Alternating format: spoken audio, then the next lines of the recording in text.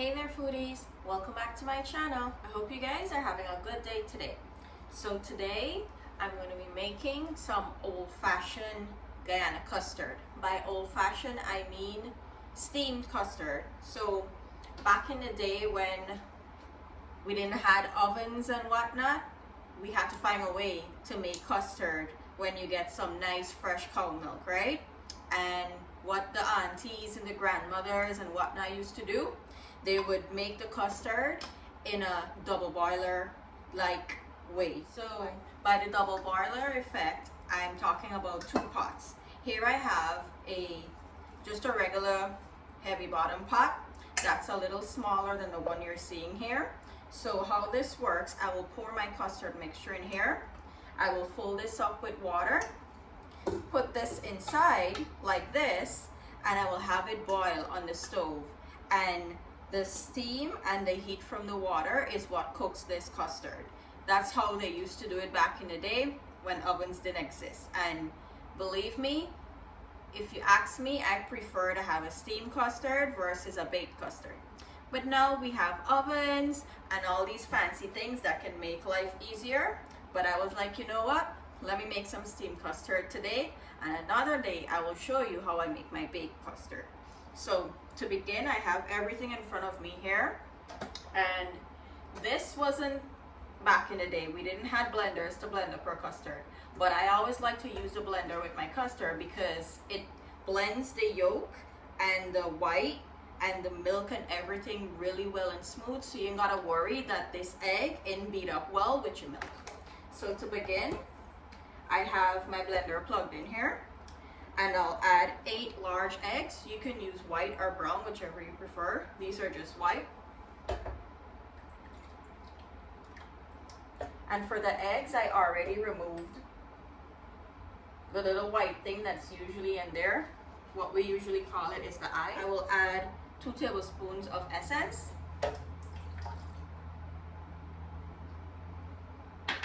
1 teaspoon of freshly grated nutmeg. 1 teaspoon of ground cinnamon. And I'll proceed to blend this until the egg is nice and smooth and mixed in with all of the spices.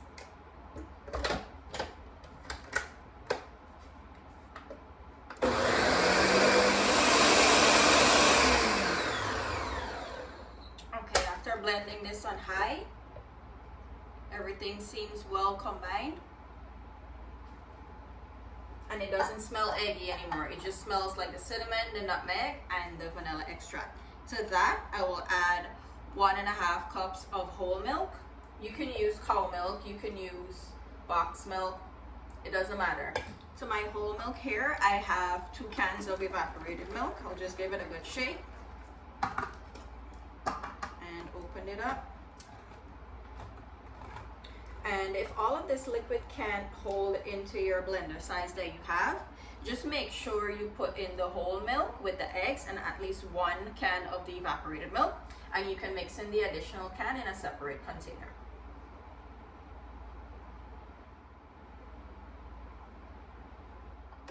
Now to this, I will go ahead and add 1 cup of white sugar. You can use brown sugar as well.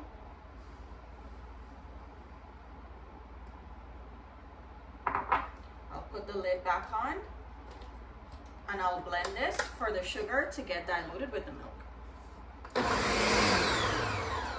Okay, this is well blended now. The sugar should be completely dissolved. Only took about 3 minutes of blending because I want to make sure everything is well blended and very smooth. And lastly, to this mixture, here I have 4 tablespoons of vanilla custard powder and about 4 tablespoons of whole milk. I'll just add this in, and you want to dilute your custard powder before adding it in, because what can happen sometimes it gets lumped up, and there's nothing that you can do to break down that lump once it's already on the stove steaming, especially if you didn't see the lumps before. And another tip, when you're going to dilute custard powder, this best dilutes in something cold. Never attempt to dilute it in something warm or hot or even room temperature, because heat makes this get thick and that's how you also have lumps when you're going to dilute it. Okay, I have all of that in here. Give it a good whisk. I'll just add this in here. I'll put my lid back on and I'll blend this for one final time for 2 more minutes to get the custard powder well blended into the milk.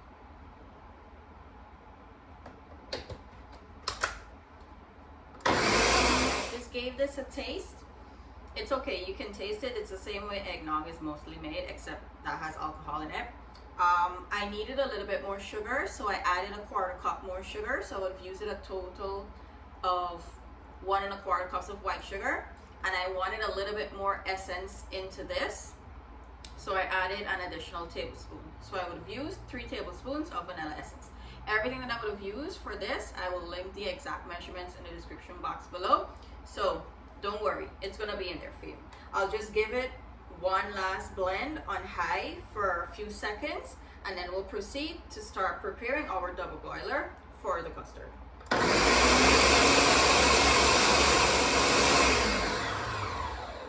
Okay, that's well blended in now.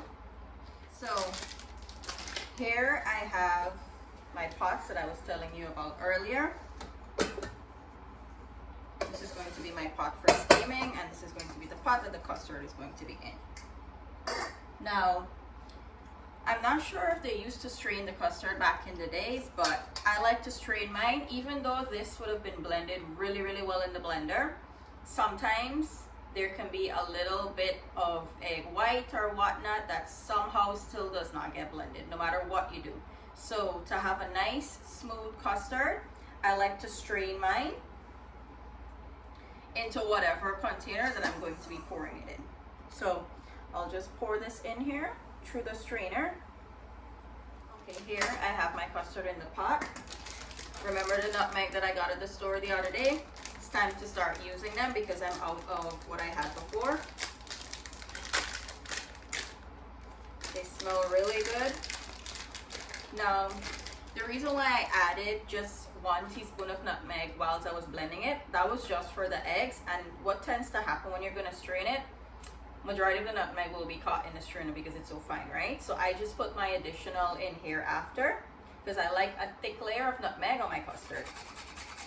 Okay, so to create my double boiler effect right now, here I have some hot water. I'll just add it in.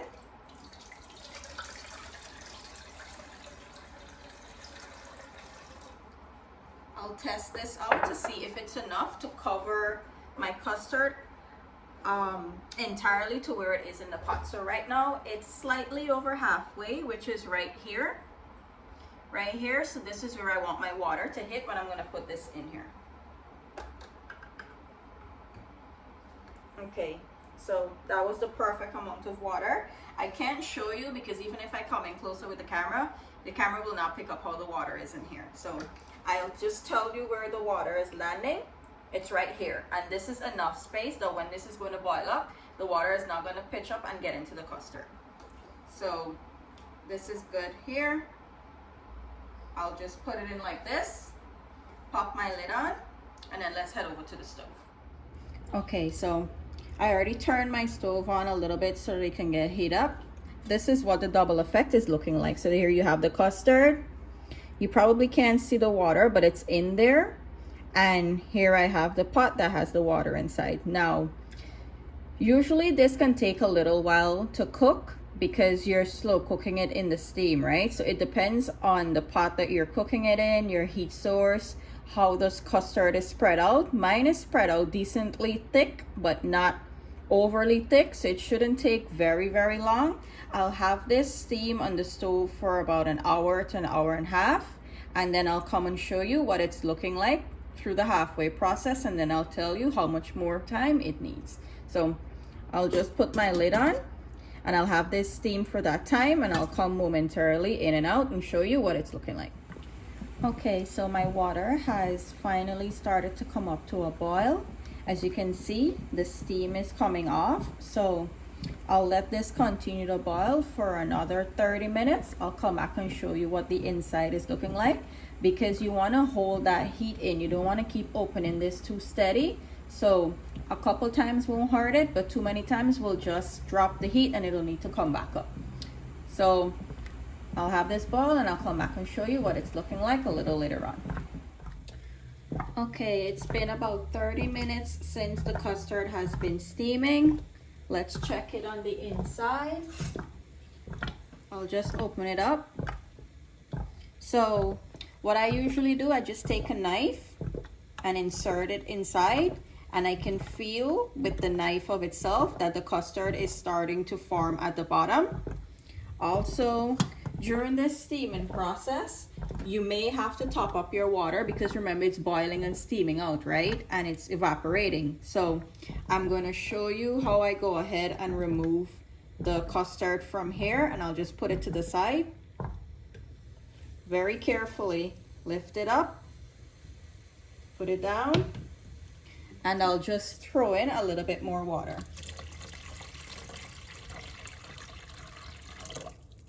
I added about 1.5 cups more of water. I'll put this back very carefully. I'll just add a little bit more. It's really handy to use a measuring cup because then you can have this little tiny spout here to pour it on the side. Okay, so I added enough there, and I'll allow it to continue to boil for another half an hour, and then we'll check it back again. My temperature that I have this on for an electric stove is number 3, so that it boils enough but it doesn't boil over. Okay, let's check on our custard now. This is what it's looking like. It's nice and thick, it's fully cooked. This is what it's looking like. It took about 1.5 hours to get to this stage. So the cook time for this may vary for everyone depending on the pot that you're steaming it in and also your heat source. So do keep that in mind. I'll take this off now, allow it to cool down, and I'll put it in the fridge to further thicken up, and then I'll cut into it and you guys will see. I think I'm gonna leave it in the fridge overnight so it can get really nice and chilled, and I'll come back tomorrow and show you what it's looking like. Okay, so I'm back. It's the next morning of making the custard. This is totally optional for you to put it in the fridge. I just had made this recipe really late and I was tired and I didn't want to wait for it to completely cool down. So I put it in the fridge to thicken up more. This is what it's looking like on the inside. If you make this recipe, you will notice that this custard does shrink down a lot because what happens in the blender, it foams up really high. So when you pour it in, as you can see, like right here, this is where my line would have started. That is where the foam was. But in actuality, actual liquid was around this height of it, of where you see it shrunk down. So I'm just gonna go in with a knife and just make just some markings so I can know where to scoop. And this is a custard that you don't really get clean scoops of it when you take it out. You just take a spoon and scoop some out. Versus like your baked custard, how you can get a nice clean square scoop. This doesn't work that way. Just have a spoon here. I'll go in and scoop a piece out. My hands are clean. And look how good that is looking. So I did actually get a clean scoop, luckily this time. Let me just put it here. This looks really good. And do you guys see this little bit of liquid here? If you know, you know about this liquid. This is the liquid from the custard powder that gives it that nice, like mellow, sweet flavor. If you guys have ever made custard like this, you know how good that liquid is. Let me show you how good this is looking up close. Look at that. The spoon cut out a piece here, but that's okay. Look at this side. Look how solid and rich and creamy that looks. I'll give this a taste, but I'll take a piece from inside here because I need to keep this piece for my picture. My spoon is clean. I'm telling you, you guys need to try custard this kind of way. It's totally different from baking a custard. Nothing is wrong with baking a custard. It's absolutely fine. but there's just something about steaming custard in a pot like this with the hot water and everything.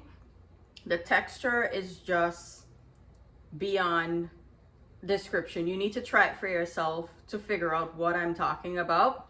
So I hope you guys enjoyed today's recipe. I truly hope you give it a try. It is definitely worth the try. I know it takes a little bit of time versus baking custard, but it's one of those things that are absolutely worth the time and the effort for the end result that you usually get with this type of Guyana type custard. Do give the video a thumbs up, do share with family and friends, and of course, if you haven't subscribed to the channel as yet, do subscribe to the channel for more delicious recipe. So you guys will see me on the next one. Bye.